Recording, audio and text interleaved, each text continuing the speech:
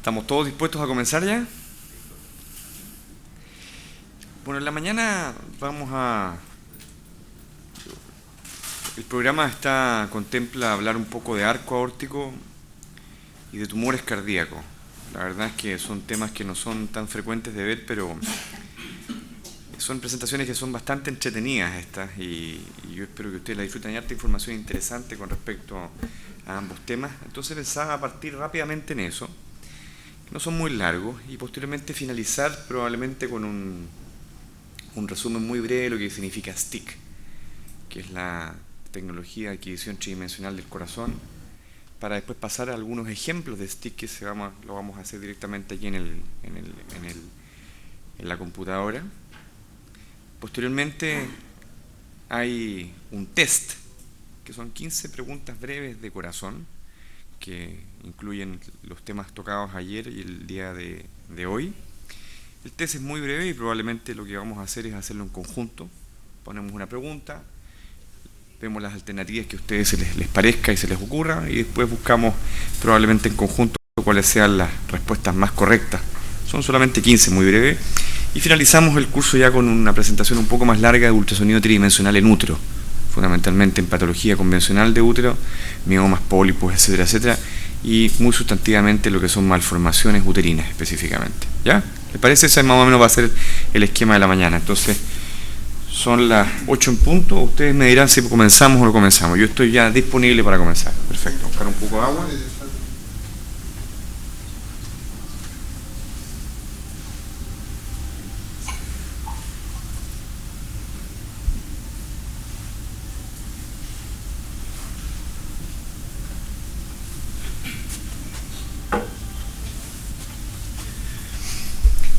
El tema de arco aórtico es un tema muy interesante. Generalmente también es un tema que no es muy fácil de acceder a cuando uno toma un texto guía, de leer sobre arco aórtico, porque habitualmente uno se imagina el arco en la posición que habitualmente uno lo reconoce, que es como una imagen de un bastón, ¿cierto? Una imagen alargada que se proyecta. Entonces tiene una disposición, nuevamente les insisto, la imagen virtual.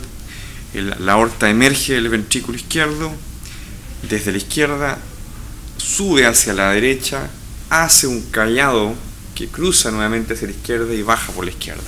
Es un movimiento muy particular que hace la aorta en su esquema de disposición intrauterina, de tal forma que lo importante en primer lugar es reconocer algunos elementos prácticos de la anatomía de la aorta.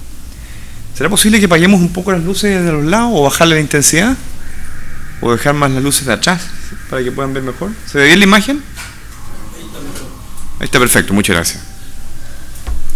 Entonces, el arco aórtico tiene básicamente algunos segmentos. El primero de ellos, naturalmente, es la aorta ascendente.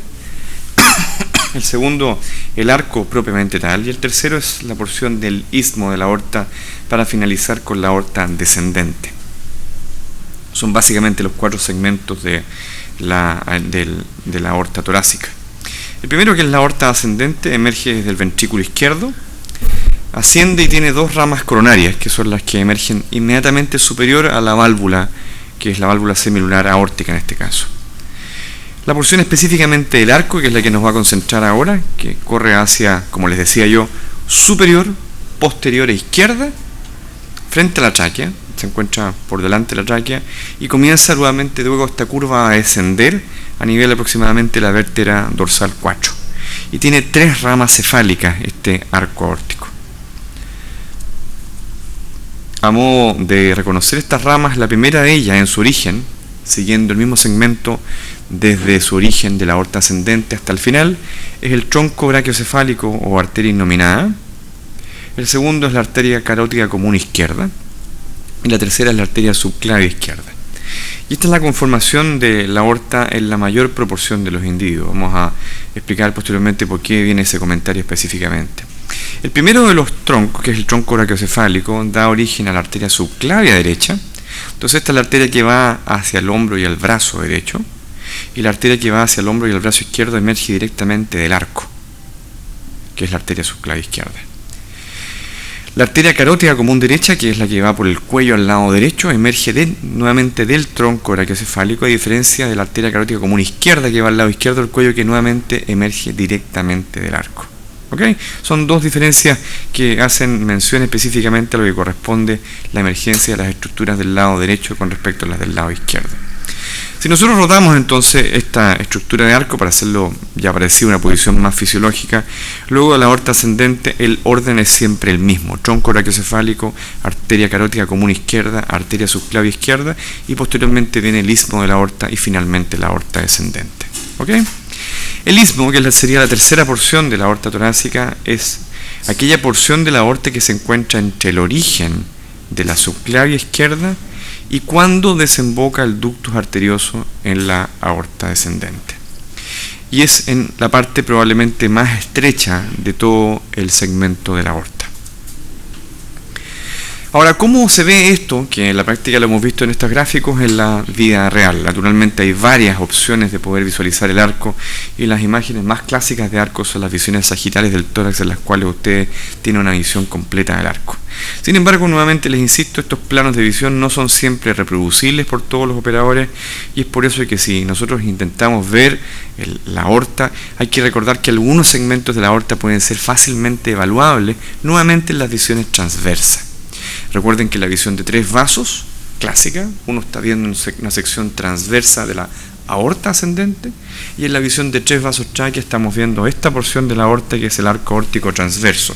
O sea, ascendió, visión de tres vasos, y empezó a hacer su curso posterior hacia atrás en lo que corresponde parte del arco aórtico transverso, y eso lo vemos en la visión de tres vasos tráquea. Entonces hay dos elementos de la visión de plano transverso que permiten tener información con respecto a los arcos. Hay un truco en esto, que es un truco que es probablemente muy simple de utilizar. Se puede hacer, lo vamos a intentar hacer en un ultrasonido tridimensional, y se puede hacer también en tiempo real.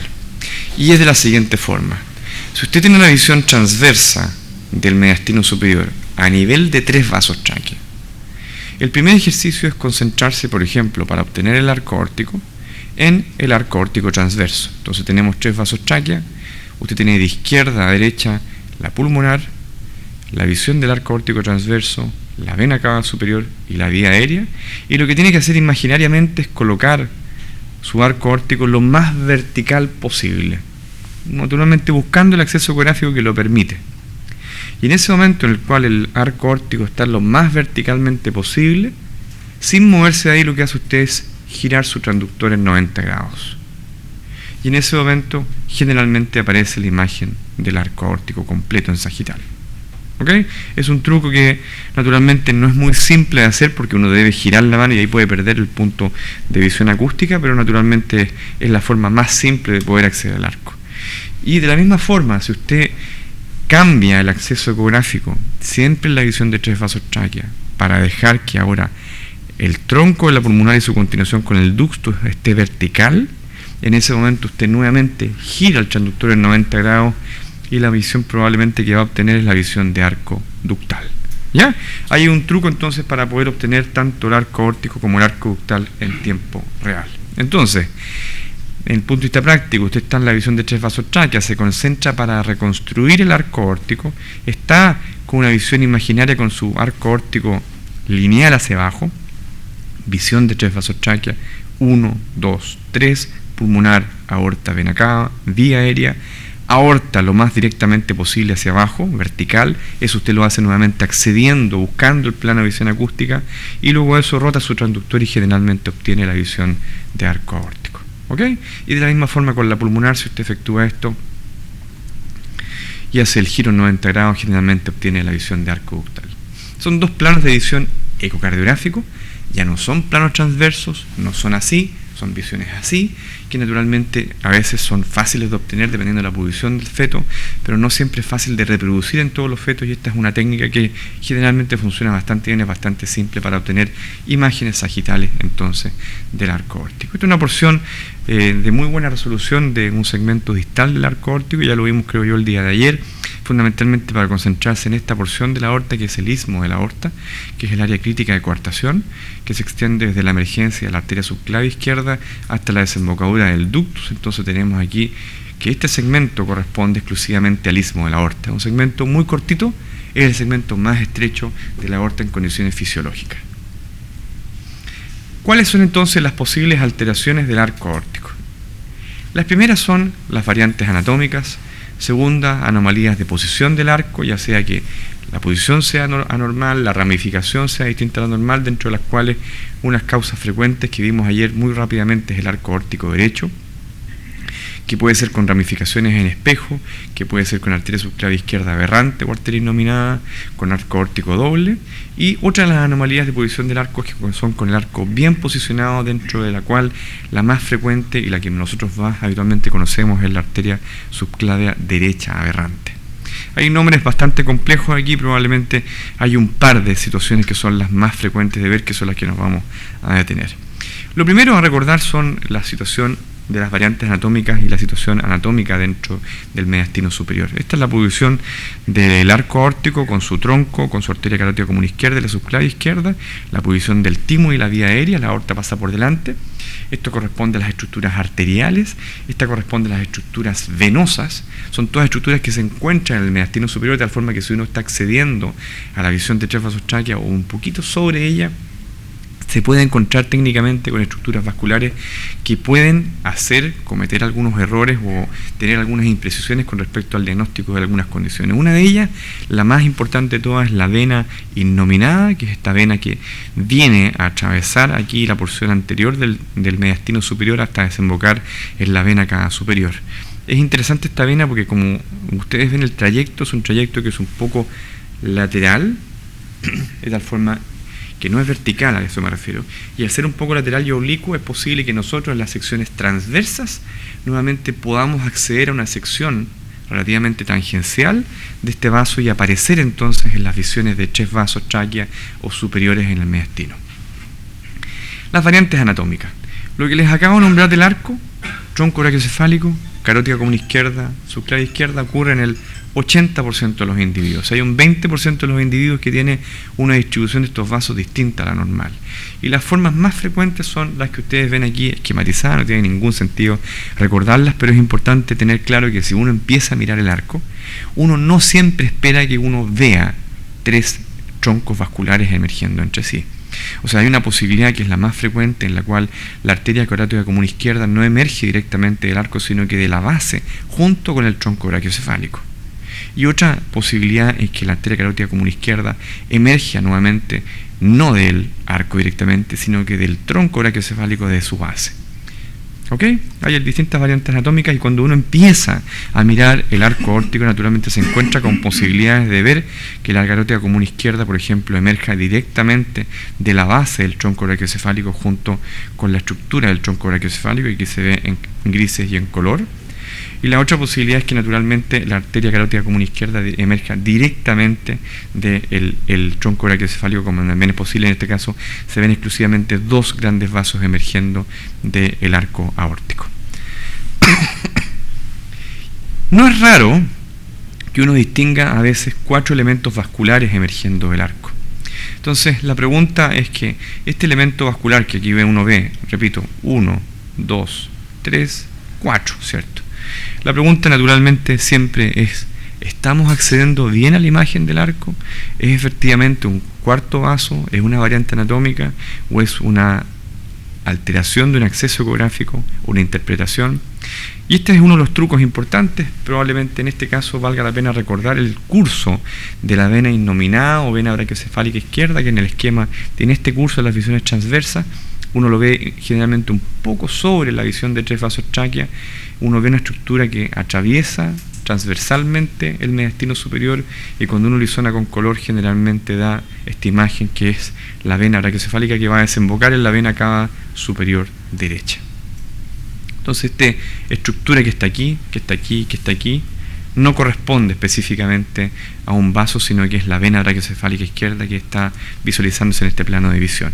Y a través del ultrasonido tridimensional es bien fácil verlo, porque uno coloca el punto de referencia en este vaso que emerge directamente del arco, y uno ve que en el sentido transverso está T sagital, en el sentido axial es la vena que está corriendo por delante del mediastino superior. ¿Ya? Un pequeño truco que es importante de recordarlo cuando uno empieza a mirar el arco, que a veces puede haber malas interpretaciones de estas estructuras. La segunda, el elemento importante, es el arco aórtico derecho. Ya lo vimos nuevamente el día de ayer, la aorta se dirige en el mediastino superior a reunirse, a juntarse, a continuarse con la aorta descendente, así como el ductus arterioso. Por eso la distribución de estos vasos es angulada entre sí y se distribuyen los dos vasos arteriales separados del vaso venoso por la vía aérea. Y cuando se encuentran paralelos, porque el arco es derecho. Esa es una de las formas de arco aórtico que se denomina con arteria subclavia izquierda aberrante o arteria innominada. Esta es una situación que no es rara. Como les decía yo ayer, 0,1% de los fetos, o sea, de cada 1000 fetos que uno evalúa, uno puede ver en teoría un arco aórtico derecho. Y hay bastantes arcos aórticos derechos. Es una sutileza diagnóstica, es una elegancia diagnóstica, generalmente no tiene impacto en lo que son la vida fetal, en la vida postnatal. La única relevancia sería que este individuo se tuviese que operar de algo por el corazón, y naturalmente eso cambia un poco el acceso del cirujano, pero eso puede ser una cirugía coronaria, alguna cosa que pueda tener más adelante en la vida. Sí tiene relevancia la posición del arco en el caso de que haya que hacer alguna cirugía neonatal. Por ejemplo, es importante saber en los casos de hernia diafragmática que el arco aórtico es derecho. En el caso de sospechas de atresia esofágica, por ejemplo, en los cuales el cirujano infantil va a tener que acceder a la zona mediastinal, que el arco aórtico efectivamente está en el lugar, porque desde el punto de vista anestésico y el punto de vista quirúrgico es importante para el acceso quirúrgico. Entonces, en esos casos, esa información es importante para el cirujano infantil. Ahora, según el tipo de arco, es si va a existir la posibilidad de asociación a anomalías cardíacas o asociación potencial a compresión, que les nombraba yo ayer, esofágica o traqueal, o a alteraciones cromosómicas, fundamentalmente microdeleción. Entonces, cuando el arco es con ramificación en espejo, que es una forma particular de arco que es generalmente asociada a las cardiopatías que vimos ayer en la tarde, que son Fallot, tronco arterial común, atresia pulmonar más CID, en estos casos generalmente el arco aórtico es en ramificación en espejo, pero habitualmente en estos casos uno no se va a concentrar en el arco. O sea, si uno ha llegado al diagnóstico de alguna anormalidad en este corazón, no va a ser por la posición del arco, va a ser por la estructura anormal intracardíaca. Entonces, en estos casos, naturalmente, por ejemplo, en este caso en el cual la vía aérea está entre los vasos arteriales nuevamente, es, por ejemplo, la posición del corazón en el tórax la que debe llamarnos la atención, en el cual el eje está francamente alterado, y en este caso naturalmente es muy distinto a lo que corresponde a la posición específicamente del arco. Y hay varios ejemplos, naturalmente, por ejemplo, las formas de Fallot con ausencia de velo, que ayer vimos varias imágenes de 4 cámaras, tienen habitualmente arcos aórticos derechos, pero naturalmente es tan llamativa la alteración de la visión de 4 cámaras, o puede ser en otras condiciones tan notoria la alteración en la visión de tractos de salida, que uno generalmente no se concentra específicamente en el arco, salvo que esté efectuando algún examen ya de ecocardiografía fetal. La situación más frecuente es esta, que es el arco aórtico derecho con arteria subclavia izquierda aberrante, que es raramente asociado a cardiopatías congénitas. Puede potencialmente formar un anillo vascular alrededor de la tráquea y el esófago, por lo menos en teoría, así está descrito, y es lo que les nombraba yo el día de ayer, que alrededor de la vía aérea se forma una estructura que por delante está el corazón, por detrás está esta arteria subclavia izquierda que es aberrante, y al lado derecho el tracto derecho y al lado izquierdo el tracto izquierdo, y esto forma una suerte de estructura vascular alrededor del paquete de la tráquea, que se denomina y se ha denominado como signo de la U en color, etcétera, etcétera. En general, la imagen es bien típica. Esta es cuando usted ve en 3 vasos tráquea que los 2 vasos arteriales están paralelos entre sí, o sea, en vez de ir a reunirse en 3 vasos tráquea se encuentran paralelos entre sí. Entonces el arco, en vez de ascender, dar la vuelta y bajar hacia la izquierda, asciende, da la vuelta y baja, pero por la derecha. Y por eso los grandes vasos arteriales quedan paralelos entre sí. Y hay un punto de unión atrás, que es la arteria subclavia izquierda aberrante, que corresponde a este segmento que se encuentra aquí atrás. Sutileza diagnóstica, si usted lo encuentra, no hay que alarmar a los pacientes. Generalmente Naturalmente, si usted no efectúa ecocardiografía, va a ser recomendable que se haga una ecocardiografía, fundamentalmente para hacer su confirmación diagnóstica, tener una segunda opinión frente a su sospecha diagnóstica y reafirmar que probablemente el corazón estructuralmente se ve bien y que probablemente no va a tener ningún impacto en la vida postnatal. Y el último de los puntos con respecto a arco es el tema de la arteria subclavia derecha aberrante. Ya les nombraba que el 80% de los individuos tienen esta distribución del arco, en la cual la arteria subclavia izquierda emerge directamente del arco para irse al brazo izquierdo.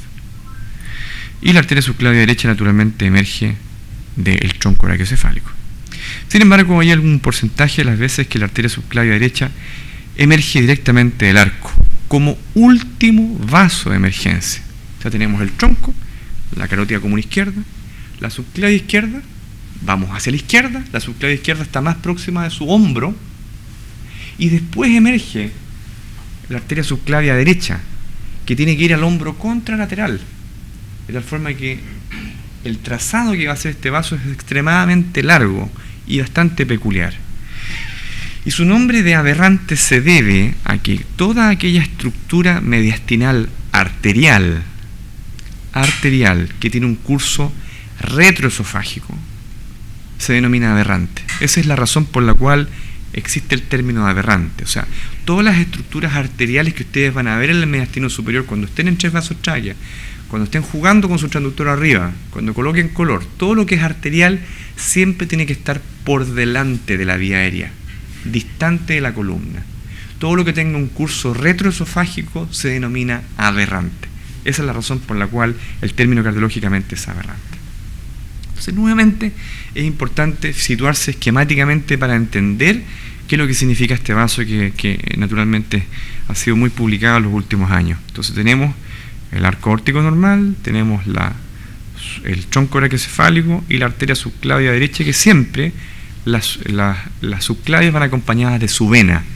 Siempre va con la vena al costado. Entonces, subclavia derecha, arteria y vena por un lado, y al lado izquierdo exactamente lo mismo. Entonces, el curso de la subclavia es bien peculiar, porque cuando uno lo ve en estas tomografías de reconstrucción, este es un caso de adulto que lo utilicé fundamentalmente para efectos prácticos, el trayecto de este vaso es bien particular, forma una suerte como de S itálica, que pasa por sobre la clavícula.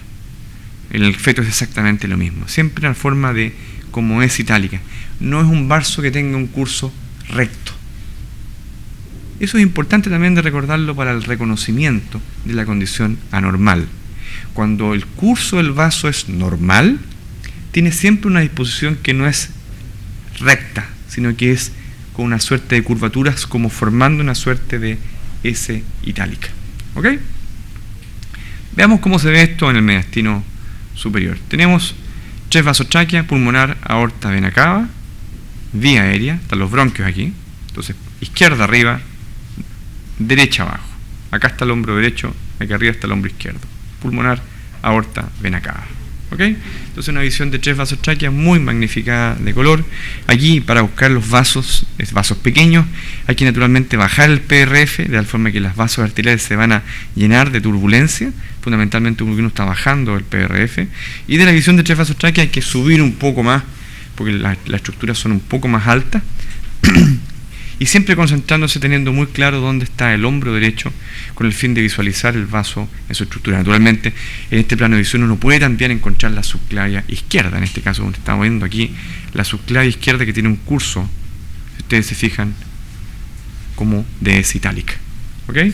Y al lado derecho, en la siguiente imagen, vamos a ver la subclavia derecha. Naturalmente, si por un tema de disonación del Doppler, si el feto está con el hombro derecho arriba, va a ser mucho más simple que usted reconozca este vaso. Entonces, en este caso, abajo izquierda, arriba derecha, visión de tres vasos tráquea. Entonces, ascendemos al mediastino superior y ahí se ve el vaso. Esa es la arteria subclavia derecha que se encuentra visible en este plano de visión. Eso es bien rápido. Uno lo busca, le cuesta la primera vez encontrarlo, lo intenta hacer la segunda vez y ya después siempre es fácil encontrar la subclavia derecha en el segundo trimestre de la gestación. Tiene un curso muy muy particular. Y siempre cuando uno la ve bien va acompañada con la vena. Entonces no es raro que estando la clavícula aquí, vean cómo se ve con un pequeño movimiento fetal la estructura vascular que que nuevamente tiene esta forma bien peculiar como de S. ¿La ven? Esa es la clavícula del feto. Y ahí está la arteria subclavia derecha. En el primer trimestre es posible verlo, es más difícil. En el trabajo de la fundación que fue hecho por Marisa Borenstein, ellos pudieron detectar cerca del 80% de las veces la subclavia derecha en el primer trimestre de la gestación. Se puede hacer técnicamente, es un poco más difícil. Yo no lo busco nunca en forma rutinaria, siempre lo busco cuando la translucencia nucal está elevada. Es parte de lo que tengo instaurado. En general, lo que uno ve en el primer trimestre habitualmente es muy próxima a la vena también en condiciones como esta. Entonces, cuando esta estructura no es normal, cuando hace un curso peculiar retroesofágico, se denomina arteria subclavia derecha aberrante, que es la anomalía más común del arco aórtico. El porcentaje de detección en autopsia es 0,5%, 0,6% en fetos en el trabajo de la fundación, 1,4% en fetos en segundo trimestre con cromosomas normales, son las cifras que están reportadas, en general alrededor de 0,5-1%. ¿Ok? Ahora, la razón fundamentalmente de concentrarse en esta estructura es porque los trabajos iniciales demostraron que en fetos con cardiopatías y cromosomas normales había un porcentaje un poquito más alto que en la población normal de arteria subclavia derecha aberrante. Entonces emergió la posibilidad de que este fuera un marcador de defectos estructurales cardíacos. Y también el porcentaje de fetos con trisomía 21 sin cardiopatía era un poco más del doble de la población normal, lo cual también daba la posibilidad de que fuera un marcador también de cromosomopatía, específicamente de trisomía 21. Y aquellos fetos con trisomía 21 y con cardiopatía, naturalmente el porcentaje de arteria subclavia derecha aberrante era significativamente mayor. Entonces, al aparecer esta alteración vascular asociada a defectos estructurales mayores del corazón fetal y naturalmente a trisomía 21, fue un marcador que fue muy explotado como elemento potencialmente de inclusión en el grupo de marcadores de primer trimestre. El gran problema naturalmente en el primer trimestre es que es poco reproducible, que técnicamente es un poco más difícil y que en la serie de la fundación un porcentaje de un 20% de las veces no pudo efectuarse de tal forma que lo hace ser un marcador todavía difícil de poder integrar. Me refiero todavía porque, por ejemplo, la fundación y el profesor Nicolaides siempre supo que el ductus era una técnica muy importante. Hay trabajos muy antiguos del ductus de un grupo portugués y de grupos españoles. En España hacen mucho ductus venoso hace más de una década y lo integran en el examen rutinario hace más de una década. Sin embargo, la fundación promueve la integración del ductus venoso hace pocos años. Y no es porque no se sepa eso, sino porque técnicamente el ductus venoso era más difícil de encontrar. Los equipos no tenían un desarrollo hace probablemente una década muy parejo a nivel global para hacer que este marcador fuera difundido globalmente con la política de alguna forma socialista que tiene Nicolaides de promover algo que todo el mundo puede hacer. Y por eso el marcador se incorpora hace algunos años solamente como un marcador potente nuevamente, que siempre se ha sabido que es así. Probablemente en el transcurso del tiempo ocurra lo mismo con situaciones eventualmente como las situaciones que técnicamente impiden poder considerarlo como un marcador importante el día de hoy. En la práctica, ¿qué es lo que uno hace? En la práctica, yo utilizo esto fundamentalmente como una forma de discriminar. O sea, en el día a día uno se enfrenta con un feto que tiene una translucencia nucal de 3,5 milímetros, por ejemplo, sin hueso nasal. Bueno, ese sería un caso que naturalmente es altamente sugerente de alguna alteración cromosómica, pero probablemente una translucencia nucal de 3,5 con una refrigeración tricuspidia con hueso nasal. Naturalmente la paciente no siempre quiere efectuarse un estudio citogenético y nosotros queremos probablemente aumentar, aunque sea científicamente hablando, nuestra potencia de sospecha de defecto estructural versus defecto cromosómico. Naturalmente en esos casos la arteria subclavia derecha es útil, naturalmente es muy útil. Por ejemplo, en el caso de que uno detecta a una paciente que no ha controlado en el primer trimestre un hueso nasal ausente en el segundo trimestre de la gestación, con un corazón estructuralmente normal. Naturalmente hay una elevación significativa en el riesgo de trisomía 21 y nosotros necesitamos otro elemento más que nos permita apoyar o desmotivar el riesgo potencial de trisomía 21, y son elementos como este que potencialmente pueden ser útiles de considerar e incorporar en su práctica. ¿Ya? ¿Cómo se ve cuando la arteria subclavia derecha es aberrante? En general no es difícil. Si usted se ha acostumbrado a ver la subclavia derecha, si tiene clara la ubicación de la tráquea, si tiene claro la orientación entre vasos tráquea, usted tiene la vía aérea y siempre el vaso tiene un curso recto por detrás de la tráquea.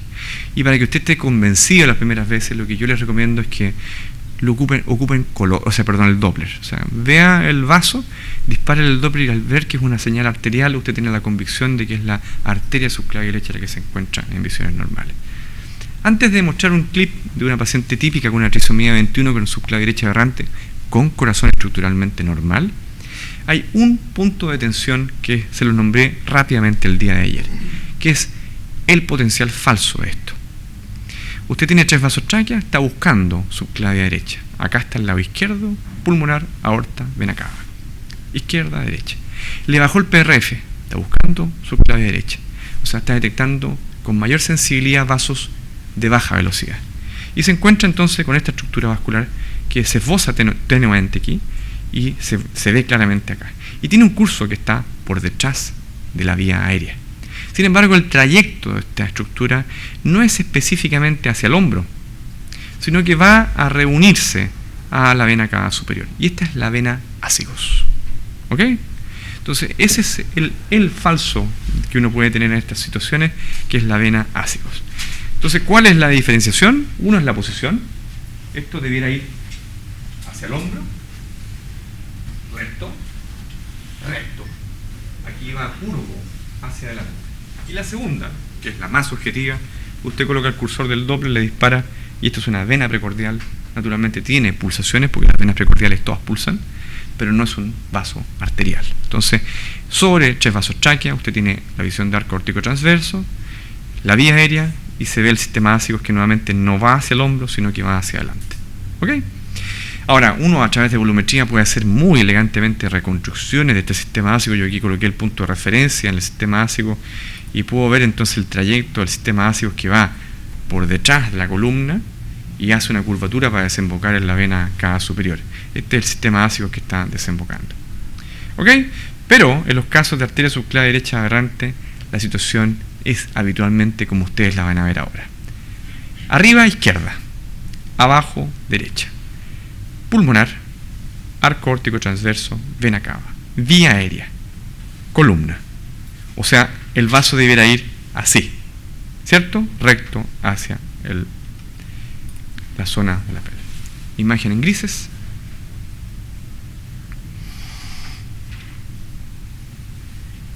Imagen en color. Arteria subclavia derecha aberrante. Incluso con buena resolución uno ve el vaso que pasa por detrás de la vía aérea. ¿Ok? ¿Estamos claros, cierto? En general es bastante simple. Cuando uno está en este plano de visión, un poco sobre 3 vasos tráquea, concentrándose con alto zoom, es fácil ver el timo. Estos equipos tienen en general una serie de filtros que son SRI, Crossbeam. Bueno, disculpen nuevamente el referirme a los filtros de los equipos de General Electric, son los que yo utilizo. Pero cuando uno utiliza toda esta serie de filtros o armónicas, es fácil distinguir el timo. Eso permite pensar en medirlo en sus diámetros convencionales, permite hacerle volumetría para medir el volumen del timo. Yo creo que es interesante ver el timo, sobre todo porque se asocia cuando está ausente, muy pequeño, a alteraciones cromosómicas. Si ustedes se fijan en el timo que está aquí, yo quisiera que ustedes, porque estamos finalizando ya lo de arco, se concentraran en lo que uno ve detrás del timo. Y ustedes ven este vaso de curso transverso que va a desembocar en la vena cava superior. Esta es la vena innominada. Miren el curso que tiene en el mediastino superior, transverso. Y vean ustedes con muy buena resolución, no es posible de ver en todas las pacientes, pero con muy buena resolución, estas otras 4 estructuras anecoicas que se ven por detrás. Esta es la vena cava y esta es la vía aérea. Y aquí se ven 3 estructuras vasculares que están cortadas en sentido tangencial y corresponden a las ramas del arco que van subiendo hacia el cuello. De tal forma que si usted tiene la posibilidad de ver esto y la posibilidad de adquirir un buen volumen, que en este caso es poco probable que siempre sea factible hacerlo a través de stick. Vamos a ver por qué técnicamente. Pero si usted tiene un buen volumen 3D estático, un disparo muy breve, muy corto, con alto contraste, va a poder entonces reconocer parte de estas estructuras. Vamos a ver el clip para que ustedes vean cómo uno llegó a ese plano de visión. No es más complicado que repetir lo que vimos el día de ayer. Usted hace simplemente un barrido desde la visión de 5 cámaras, 3 vasos tráquea, y un poco sobre 3 vasos tráquea llega al plano de visión que estamos hablando. Y se hace una adquisición volumétrica utilizando el postproceso, resaltando más las estructuras anecoicas, y hace un despliegue tridimensional de esto. Naturalmente usted va a reconocer todas estas estructuras vasculares, y estas estructuras corresponden al tronco brachiocefálico, carótida común izquierda y subclavia izquierda cortados en sentido transverso. Y si usted quiere tener certeza de eso, utilice el punto de referencia o punto de navegación y coloca el punto de referencia en el vaso del medio. Usted va a ver que los 3 emergen del arco, la vena se encuentra por delante en sentido transverso y usted tiene los 3 vasos emergiendo directamente del arco aórtico. Esa es una de las ventajas nuevamente de la volumetría. ¿Ok?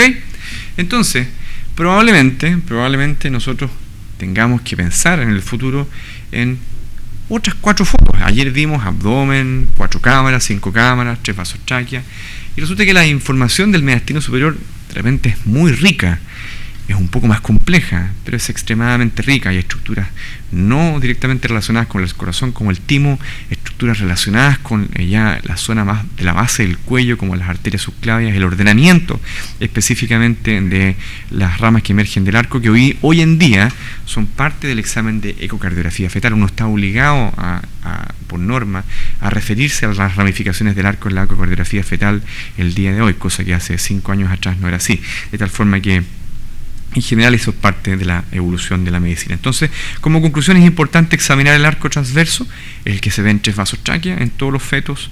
Diagnosticar el arco aórtico derecho es simple, el arco aórtico convencional derecho es muy simple, y reafirma que usted está haciendo muy bien la evaluación de 3 vasos tráquea, de tal forma que nuevamente los invito a motivarse a buscar un arco aórtico derecho, porque si usted lo encuentran, no va a tener mayor implicancia para el paciente, pero sí para reafirmar que usted está haciendo bien su examen.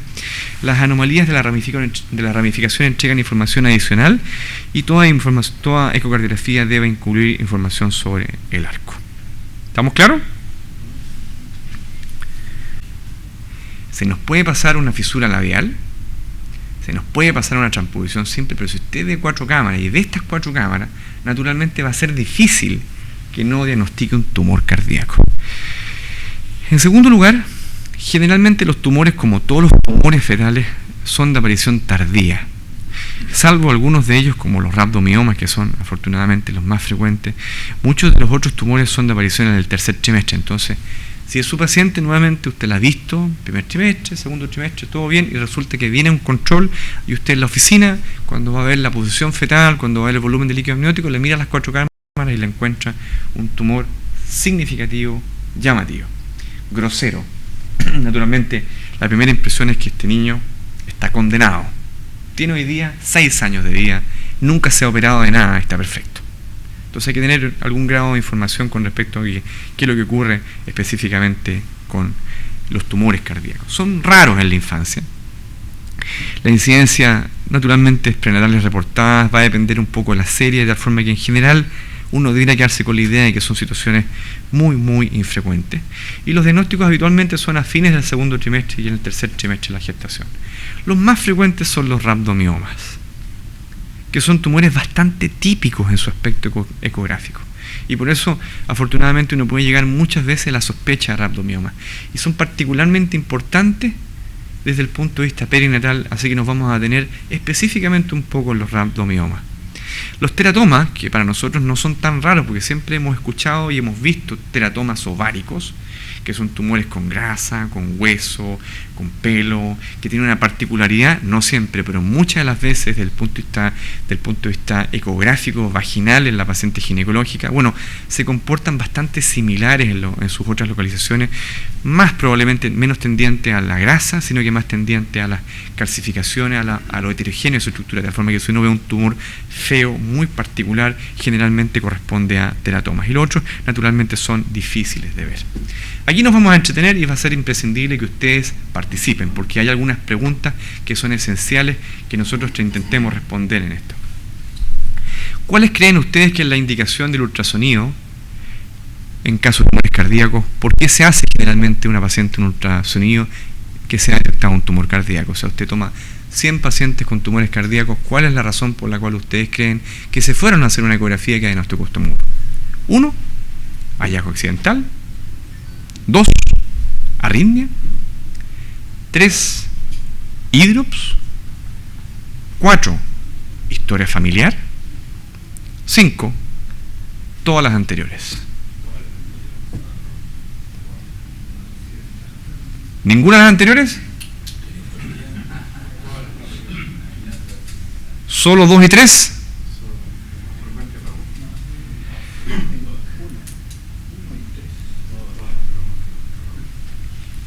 Entonces, si usted detecta una irregularidad de los latidos con su Sony en la consulta, en el tercer trimestre de la gestación, mire el corazón un minuto. 30 segundos, siempre. Si la paciente tiene antecedentes familiares o si alguien le encuentra un hidrops, naturalmente hay que pensar en esto. Todas las anteriores. Vamos a entretenernos con casos clínicos. Paciente de 19 años, 29 semanas de gestación, enviada por sospecha de foco o tumor. ¿Cuál es su diagnóstico con respecto a esta estructura que se ve en esta imagen? ¿Hace calor o no? ¿Hay aire acondicionado aquí o no? ¿No? Podría ser una calcificación del músculo papilar de la válvula mitral. ¿Una calcificación? O sea, un foco hiperecogénico. No es tan denso, dicen por allá. Tejido sólido. ¿Tumor? A lo mejor. Aneurisma. Entonces, pequeño tumor del ventrículo izquierdo, rhabdomioma, teratoma, foco, 1 y 2.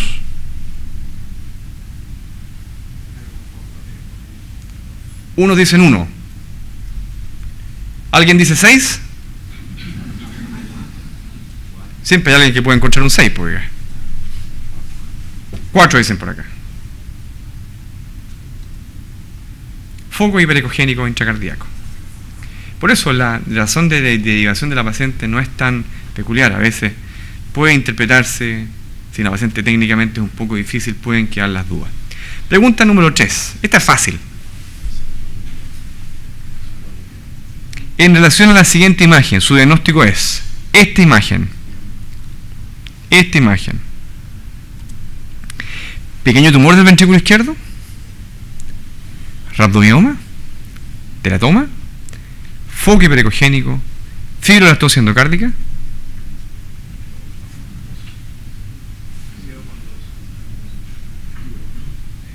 Esta es la típica pregunta que permite saber cuánto almorzaron ayer. Y eso implica que el curso ha estado bueno, porque ayer les mostré esta imagen y les insistí que era 5, fibrolactosis endocárdica. Entonces la única explicación, hay 2 posibles explicaciones: o no sé transmitir lo que les estoy diciendo, o el almuerzo estuvo muy bueno. Esperemos que sea lo segundo, y eso naturalmente es en beneficio de la sociedad, ¿cierto? Estuvo bueno el almuerzo entonces. Fibrolactosis endocárdica. Es un tumor, o sea, no es un ventrículo izquierdo que está excluido, es probablemente una hipoplasia ventricular izquierda, y esto es un corazón con fibrolactosis endocárdica. Puede también, naturalmente, similar a un tumor. ¿Ok? Volvamos al caso. 19 años de edad, 28 semanas, 6 días de gestación. Alguien me preguntaba el día de ayer cómo nosotros hacemos el reporte. Nosotros tenemos una base de datos que se llama Viewpoint, y nosotros trabajamos con Viewpoint hace casi 5 años. Si me lo sacan hoy día, yo no sé qué hacer.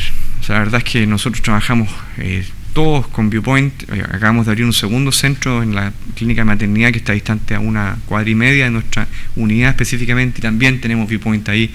Nuestros radiólogos trabajan con Viewpoint, les hemos hecho algunas modificaciones. Nuestra estadística la hacemos con Viewpoint. Es una base de datos que crea reportes de informes que son flexibles. Hay un reporte establecido que está hecho por algunos expertos del mundo. Por ejemplo, la parte cardíaca está hecha por Lindsay Allen, fue traducida al español por un grupo español, y en general permite algunas modificaciones, no es muy flexible, permite un manejo completo de las imágenes, o sea, todo lo que sean imágenes fijas, clips, volúmenes tridimensionales quedan guardados también en el servidor. hay algunos módulos que pueden hacer estadística. Hay un módulo para la secretaria, de tal forma que la paciente pide la hora, se ingresa al sistema con su número de identidad, su nombre completo. Ese terminal está en la sala de secretaría. Cuando la paciente ingresa, el módulo que es un computador que está en la sala de ecografía, tiene esta ficha abierta, que uno llena algunas cosas, y yo automáticamente estoy conectado a través de un cable de red al computador.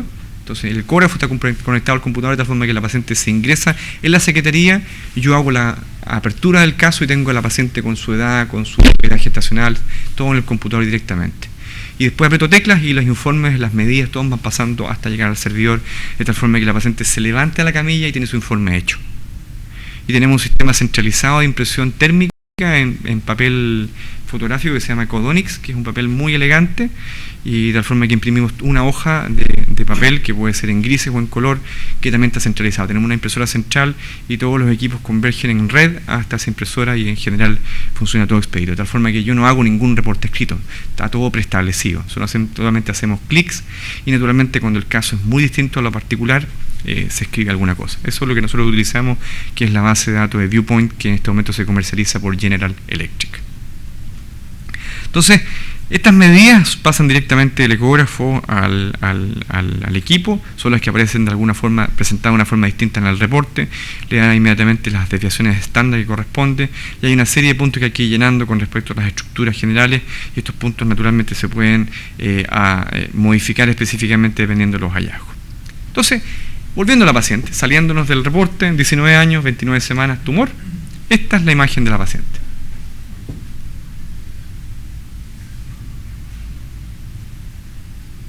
Está lindo, ¿cierto? Bien circunscrito, bien delimitado.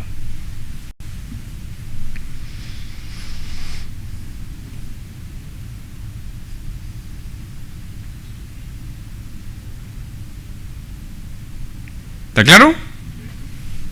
Un tumorcito ahí. Pregunta número 4. Usted encuentra esto. Al momento del diagnóstico de un tumor cardíaco, ¿qué es lo que nosotros debemos evaluar? Primero, vamos a ver la paciente y nos encontramos con esto. 1. Número de las lesiones. 2. Localización. 3. Tamaño y aspecto. 4. Anomalía adicional. 5. Todas las anteriores. Todas las anteriores. Perfecto. Número. Naturalmente esto exige hacer un barrido completo sobre la visión de las 4 cámaras y el inicio de los tractos de salida. O sea, en este caso lo que usted está buscando es si es que existe alguna lesión de características similares a la que usted encontró en otro segmento del corazón. Esto, la gran mayoría de las veces es fácil. No siempre es fácil, pero la gran mayoría de las veces es fácil detectarlo, porque habitualmente en el caso de este tipo de lesiones es una lesión muy bien delimitada, muy bien circunscrita y con una ecogenicidad muy particular que hace que en general uno pueda tener siempre la certeza de que la lesión es única o que no lo es. En segundo lugar, la localización también es importante. En este caso es una lesión que se encuentra en la pared de la aurícula y naturalmente la localización puede tener relevancia porque puede estar localizado en algún lugar donde puede de alguna forma obstruir la circulación sanguínea normal. En este caso la lesión puede potencialmente afectar la entrada, la precarga del ventrículo, en este caso derecho, de tal forma que es importante determinar cuál es su localización, porque eventualmente uno podría pensar también que como buen tumor puede crecer, de tal forma que si en un momento se encuentra próximo a un tracto de salida, a una vía de entrada, en la historia natural de la evolución puede llegar a ser obstructivo en algún momento. Por ejemplo, esta es la típica lesión que se encuentra en la salida del tracto derecho, en la base, en lo que correspondería a la porción infundibular del ventrículo derecho, muy próximo al tronco de la pulmonar, y perfectamente uno puede pensar que esta lesión puede potencialmente ser obstructiva. Y naturalmente si es obstructiva puede afectar la condición del recién nacido inmediato. A lo que nosotros